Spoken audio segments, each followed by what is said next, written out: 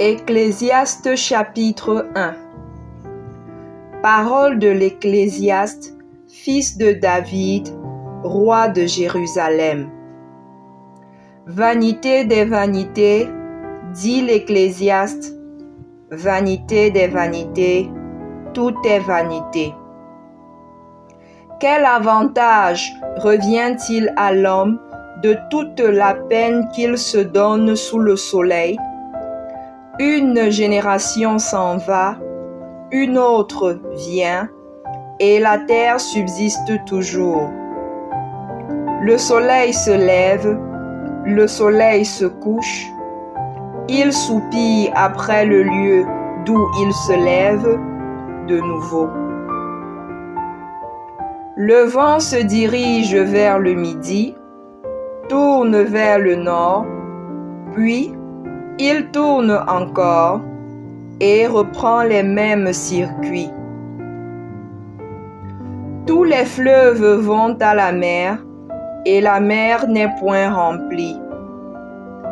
Ils continuent à aller vers le lieu où ils se dirigent.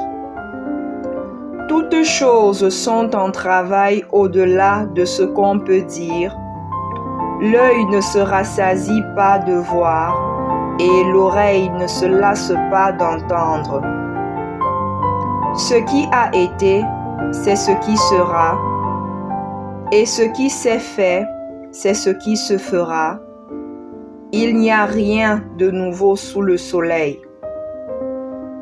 S'il est une chose dont on dise, vois ceci, c'est nouveau, cette chose existait déjà dans les siècles qui ont précédé.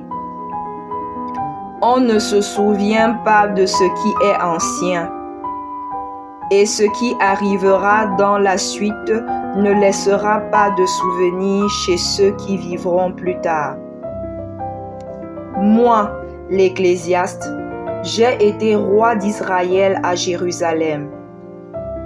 J'ai appliqué mon cœur à rechercher et à sonder par la sagesse tout ce qui se fait sous les cieux. C'est là une occupation pénible à laquelle Dieu soumet les fils de l'homme. J'ai vu tout ce qui se fait sous le soleil, et voici, tout est vanité et poursuite du vent.